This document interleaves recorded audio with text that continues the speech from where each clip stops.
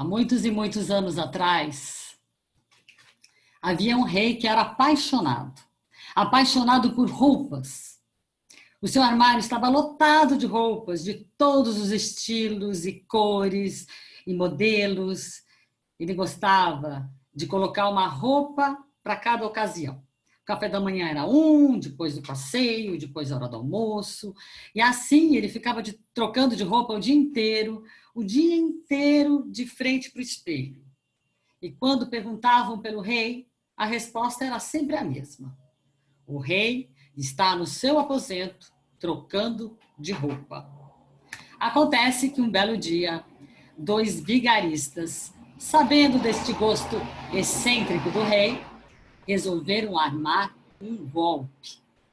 Os dois se apresentaram no palácio como que fossem dois tecelões, os mais famosos e os mais competentes tecelões de todos os reinados. E eles prometiam para o rei confeccionar uma roupa muito especial, que aos olhos dos tolos ela se tornava invisível. Ou seja, os idiotas não conseguiriam ver a tal roupa. O rei ficou muito tentado com aquela proposta, porque dessa forma ele descobriria quem no seu reinado era incompetente ou infiel. Ele também poderia distinguir os inteligentes dos tolos. Então, ele fez a encomenda, apesar do alto custo, e também deu para aqueles dois vigaristas metros e metros de seda do Oriente, fios e fios de ouro, como eles tinham requisitado. Porém, todo esse material ficou guardado. O rei adiantou uma boa parcela em dinheiro para que os trabalhos fossem começados imediatamente. Os dois vigaristas se instalaram dentro do palácio, dentro de um enorme salão, e foi-lhes dado 2 teares novinhos em folha. Os dois fingiram se entregar ao trabalho, sem que apenas um fio estivesse correndo pelas lançadeiras. Passou um dia. O rei, muito ansioso para ver como é que era aquele tecido, ele temia, ele próprio não conseguir enxergar. Afinal, ele já desconfiava que ele era bem competente para o cargo. Então ele resolveu chamar uma outra pessoa para ir no seu lugar. O primeiro-ministro. Ah, sim, o primeiro-ministro era considerado o mais capaz no seu reinado. Afinal, era ele que executava quase todas as medidas naquele reinado. Mas o ministro não ficou nada feliz com aquela proposta. Vossa Majestade, estou aterrorizado. Não, melhor. Estou lisonjeado com o convite, mas ando ocupadíssimo. Acontece que a vontade do rei é uma ordem. E lá foi o ministro para a sala dos falsos tecelões. E quando chegou lá, ele ficou realmente mudo, porque ele não via nada. Não havia nada naqueles teares. Então ele se aproximou e os malandros falaram: Senhor, aprecie o nosso tecido. Veja os arabescos dourados. Ah, sim, os vejo. Dourados como os raios de sol. Ah, mas o senhor é muito sensível. Foi o que pensamos. Para comparar a Vossa Alteza com os raios de sol, exatamente. E repare nos gansos. Gansos? Os vejo. O motivo da estamparia, gansos. Quer tocá-los? Tocá-los? Ah, claro. Que fofinho! Veja, nós damos vida aos animais nesse tecido. E assim, os dois pilantras foram descrevendo aquela roupa imaginária. E o ministro foi tentando decorar tudo que ele ouvia para poder reportar ao rei. Ele saiu daquela sala estupefato. Enquanto encontrou com o rei, estava ansioso, já perguntando: então, enxergou o tecido? Sim, enxerguei até mais do que imaginava. Ai, o rei ficou aliviadíssimo. E o primeiro-ministro descreveu todo aquele tecido como era. O rei, então, mandou que enviassem mais dinheiro para os pilantras e mais metros e metros de seda do Oriente e fios de ouro.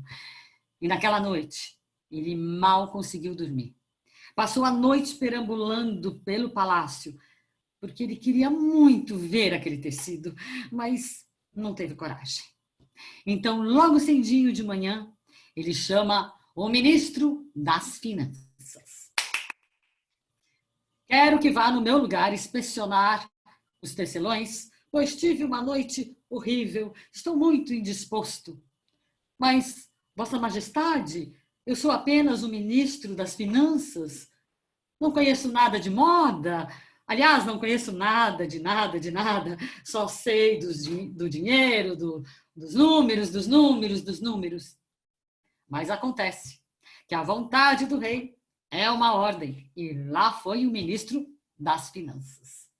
Entrou na sala dos tecelões e foi a mesma coisa. Ele não enxergava nada, pois não existia roupa alguma. Os dois malandros continuavam descrevendo todas as maravilhas daquela roupa, inclusive adicionaram alguns detalhes, como a longa cauda que se estendia até o chão, com suas franjas azuis da cor do mar, as botadeiras, combinando com os botões da camisa em madrepérola, etc.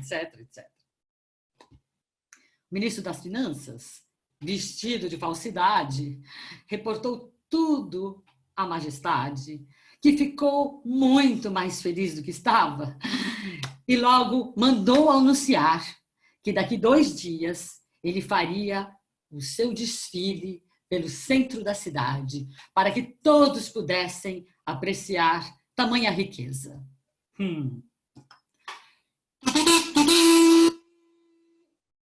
Majestade mandou anunciar que fará o seu desfile daqui 2 dias, para que todos apreciem a nova roupa do rei.